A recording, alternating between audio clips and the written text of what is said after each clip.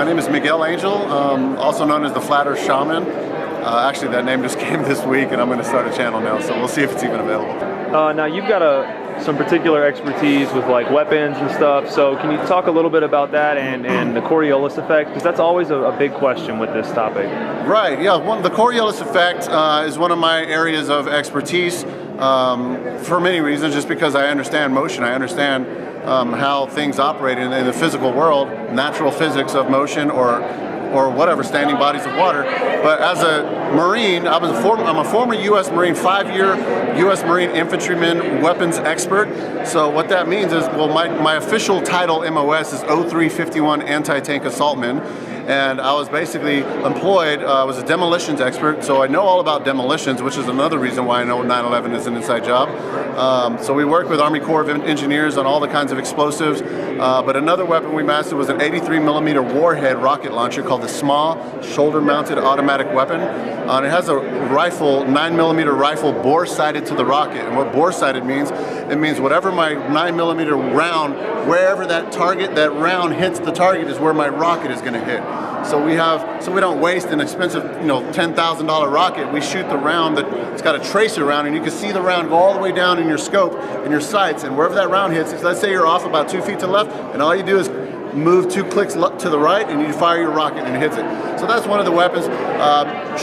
Master training in all the heavy machine guns, 240 Golf, the Mark 19 grenade launcher, the 50 cal machine gun, cross-trained with the mortar platoon. So we were a weapons platoon. We cross-trained in all of our weapons. Well, get this, my roommate in the Marines was in our infantry as a machine gunner. He went to the state platoon, the sniper indoc. He took the sniper indoc.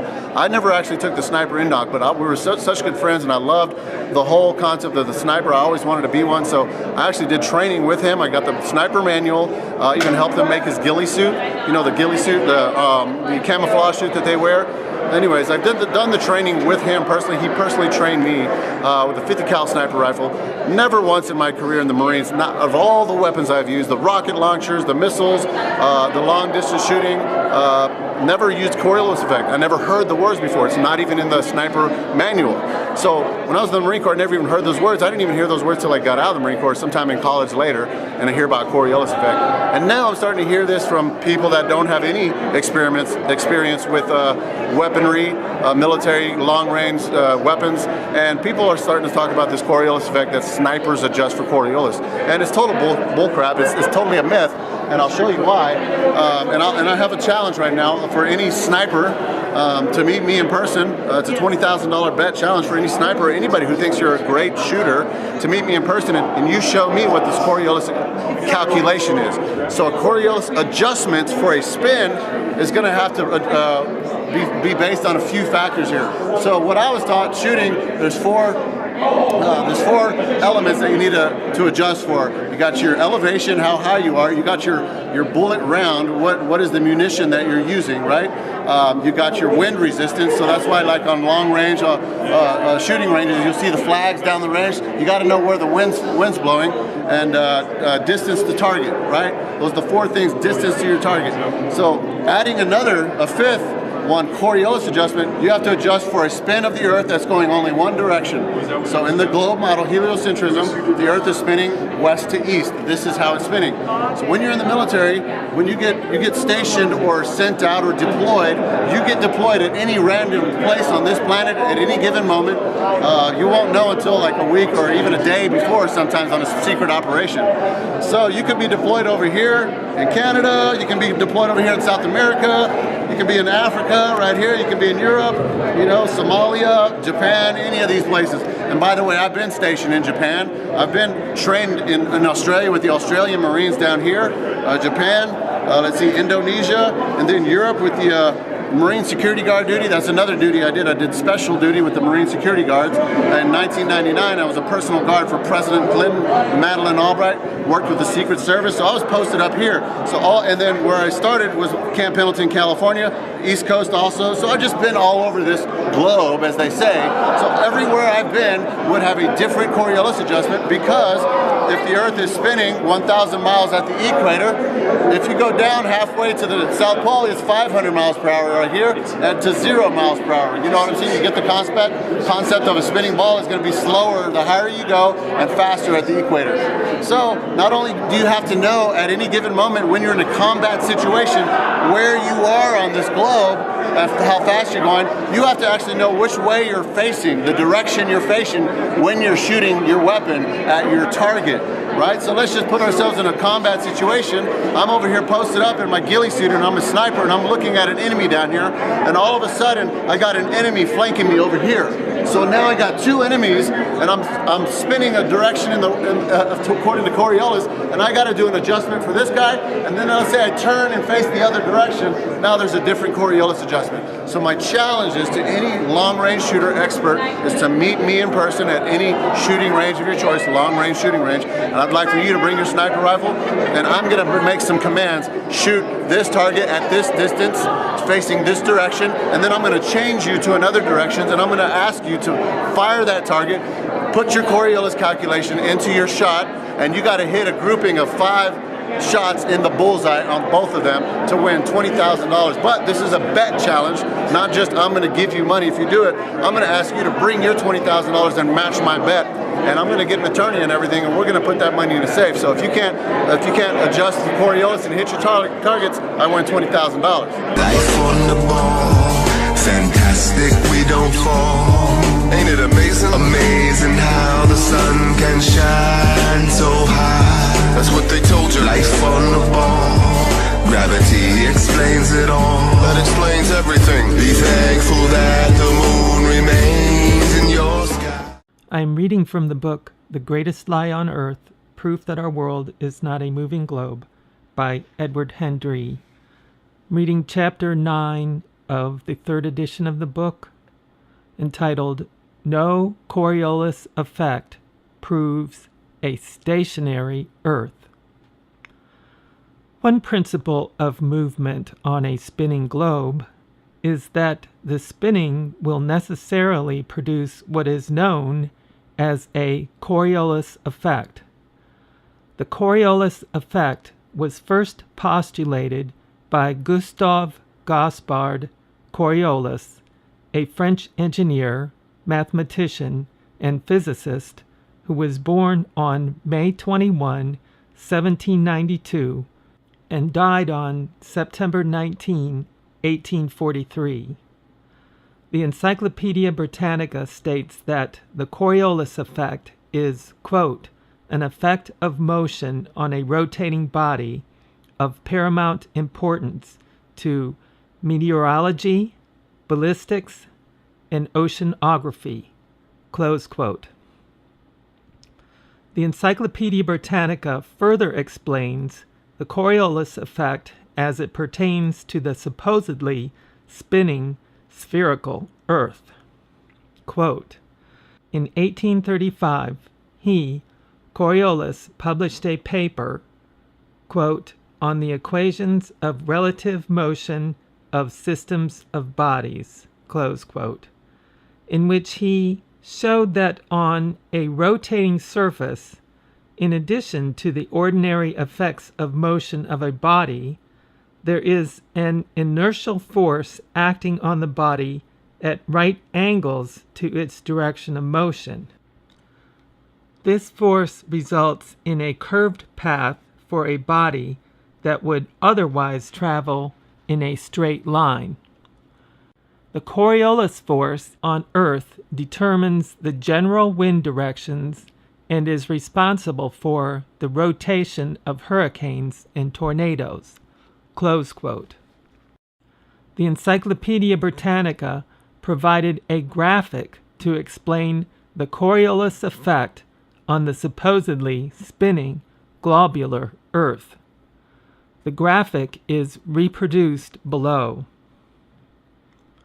The problem with the above illustration from the Encyclopedia Britannica is that it has no basis in fact. The Coriolis force is very real. If the Earth were in fact a spinning globe, the Coriolis effect would be manifested. The problem is that there is no such Coriolis effect taking place on Earth, which means that the Earth is not spinning. The different directions of rotation of hurricanes in northern and southern latitudes has nothing to do with the claimed Coriolis effect of the spinning Earth. Planes that fly north and south do not adjust their flight paths to account for any Coriolis effect. For example, assuming the heliocentric model with the Earth traveling at more than 1,000 miles per hour at the equator, the Coriolis effect would cause a plane flying from Buffalo, New York to Miami, Florida, to fly off course in a westerly direction due to the supposed faster spin of the Earth as the plane approaches the wider circumference of the Earth at the latitude of Miami, Florida. Yet in reality, the flight arrives in Miami on time and without the pilot having to adjust for any Coriolis effect due to the rotation of the Earth. Indeed, if there was a Coriolis effect, it would be nearly impossible to land a plane on a runway. A runway that runs north and south would be careening at approximately 1,000 miles per hour across the path of the plane, which would make it impossible to line up the plane for a landing. The Coriolis effect for spinning objects is real. Modern scientists must sell the myth that there is a Coriolis effect manifested on the Earth in order to make the spinning Earth seem real. The fact that there is no Coriolis effect on the Earth creates a real problem for, quote, scientists. Their solution to that little problem is to lie. They claim that there is a Coriolis effect when there is not. The following from the National Geographic is an example of the modern explanation of the Coriolis effect that is supposed to be manifested on Earth, but is, in fact, completely absent. Quote, let's pretend you're standing at the equator and you want to throw a ball to your friend in the middle of North America. If you throw the ball in a straight line, it will appear to land to the right of your friend because he's moving slower and has not caught up. Now let's pretend you're standing at the North Pole. When you throw the ball to your friend, it will again appear to land to the right of him, but this time it's because he's moving faster than you are and has moved ahead of the ball. This apparent deflection is the Coriolis effect. Fast-moving objects such as airplanes and rockets are influenced by the Coriolis effect.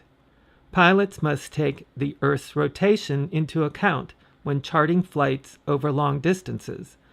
This means most planes are not flown in straight lines, even if the airports are directly across the continent from each other. The line between Portland, Maine and Portland, Oregon, for instance, is very long and fairly straight. However, a plane flying from Portland, Oregon could not fly in a straight line and land in Portland, Maine. Flying east, the Coriolis effect seems to bend to the right in a southerly direction.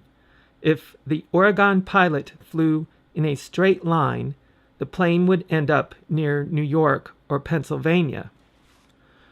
Military aircraft and missile control technology must calculate the Coriolis effect for similar reasons.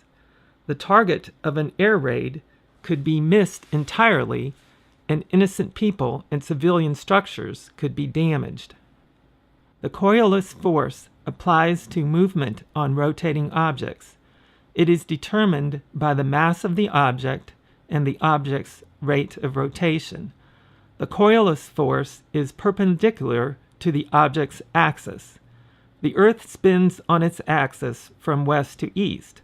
The Coriolis force, therefore, acts in a north-south direction. The Coriolis force is 0 at the equator. Though the Coriolis force is useful in mathematical equations, there is actually no physical force involved. Instead, it is just the ground moving at a different speed than an object in the air." Close quote. The National Geographic is just one of many examples of a massive deception. The Earth is supposed to be spinning at approximately 1,000 miles per hour at the equator. Because the circumference of a ball is smaller north and south of the equator, the Earth does not spin at as great a speed at higher and lower latitudes. Portland, Oregon is at 45 degrees north latitude from the equator, and the purported spin of the Earth at that latitude is approximately 700 miles per hour. Portland, Maine is at 44 degrees north latitude, with the spin of the Earth only a tiny bit faster than 700 miles per hour. The Coriolis effect is supposed to put the plane in New York if the pilot simply tried to fly the plane straight and level toward Portland, Maine. That is simply not true. The pilot sets his heading toward Portland, Maine, and accounts only for wind conditions. The pilot makes no accommodation whatsoever for a Coriolis effect because the Earth is not spinning. There is no Coriolis effect to calculate. The National Geographic alleges that, quote, military aircraft and missile control technology must calculate the Coriolis effect, close quote.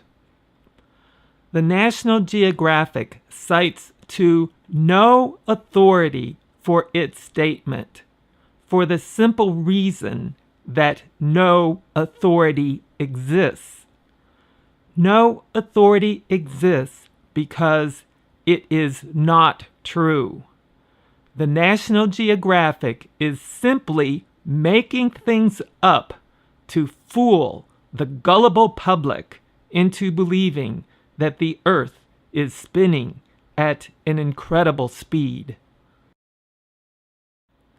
The theory of the Coriolis effect in the National Geographic example is that the eastbound plane would be able to keep up with the speed of the allegedly spinning Earth because the plane at takeoff would be adding its speed to the 700 mile per hour speed of the runway in Portland, Oregon.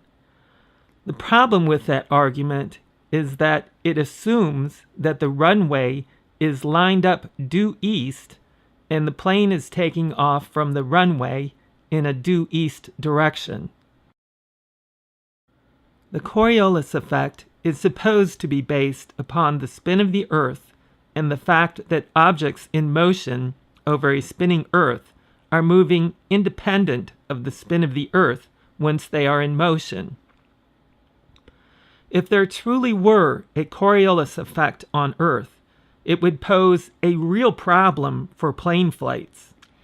If a plane were to take off from an airport in Portland, Oregon, in a north-south runway, and turned east to fly to Portland, Maine, the plane would never make it to Portland, Maine. That is because the plane would be traveling at approximately 560 miles per hour once it reached cruising altitude. The Earth, however, would be spinning at 700 miles per hour eastbound beneath the plane. The plane would never be able to catch up with the speed of the Earth's spin. the plane would be constantly losing distance over the ground at a rate of 140 miles per hour. Essentially, the plane would be moving backwards over the ground. What is found is exactly the opposite. A plane traveling eastbound from Portland, Oregon to Portland, Maine would in fact have a shorter flight time than a plane traveling westbound from Portland, Maine to Portland, Oregon. The reason has nothing to do with the spin of the Earth.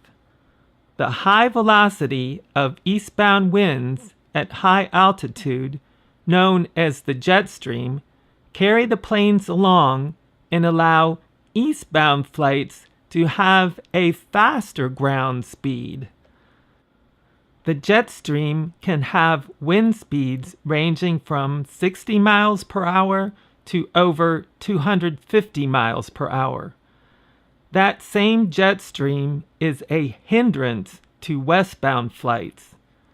It was reported in January 2015 that a British Airways Boeing 777-200 jet was able to travel at ground speeds in excess of 745 miles per hour as it traveled in the eastbound jet stream of approximately 250 miles per hour. Incidentally, the speed of sound is 760 miles per hour at sea level. David Wardlaw Scott explains experiments done in England at the turn of the 20th century using a cannon which showed that there was no Coriolis effect whatsoever manifested on Earth, thus indicating that the Earth is motionless. In the experiments, a cannon was fixed firmly on the ground in a precisely vertical position. The cannon was fired. The cannonball ascended for 14 seconds vertically, and it took 14 seconds for the cannonball to fall back to Earth, for a total of 28 seconds aloft. If the Earth were traveling eastward at 600 miles per hour at the latitude in England, the cannonball would be expected to land almost 5 miles to the west of the cannon. However, that did not happen. The cannonball fell generally within 2 feet of the cannon. In a couple of instances, the cannonball actually returned to the cannon's mouth. If there was any spin to the Earth causing a Coriolis effect, it would have been discovered by now. Yet every single experiment ever performed to detect the motion of the Earth has resulted a null result. In other words, the Michelson-Morley experiment. Real-life experiments have proven that there is no Coriolis effect on Earth because the Earth is stationary. Governmental education systems, however, persist in pushing the myth of a Coriolis effect on a supposedly spinning Earth. Indeed, they must argue that there is a Coriolis effect because if they let it be known that there is no Coriolis effect, that would let the cat out of the bag that the Earth is stationary. For example, below is an illustration from the Coastal Practice Network, which is funded by the European Union Regional Development Fund. Coastal Practice Network showing their depiction of Coriolis effect of a cannon shot on Earth due to the spin of the Earth. However, no such effect actually happens because the Earth is not a globe and does not spin. Indeed, if there were truly a Coriolis effect on Earth, as depicted in the above illustration, then the artillery officers and snipers would be trained to consider the spin of the Earth in making their calculations for accurate firing. Yet, you will look in vain for any mention of Coriolis effect in any military artillery or sniper instruction manual. In all of the wars fought throughout history, no soldier has ever been instructed to consider the Coriolis effect of a spinning Earth when sighting in a target with his artillery piece or other weapon. The folly of adjusting for a mythical Coriolis effect would be immediately apparent, as the soldier's round would travel off course and miss the target. This author is a former federal firearms instructor. I have seen many thousands of rounds shot from all kinds of firearms at various distances. I have never witnessed any round fired ever be affected by the alleged Coriolis effect. I have never read the Coriolis effect discussed in any firearms manual, nor have I ever heard it to be discussed by any firearms instructor as something to consider in the use of any firearm from any distance. If, in the real world, those whose lives depend on the accuracy of their performance using weapons do not consider the Coriolis effect, that is convincing evidence that there is no Coriolis effect on Earth. That means that the Earth is not spinning. All of the pretty colored diagrams showing a spinning Earth with cannonballs going off course due to the supposed Coriolis effect depict an unreal myth. The Earth is fixed and does not move.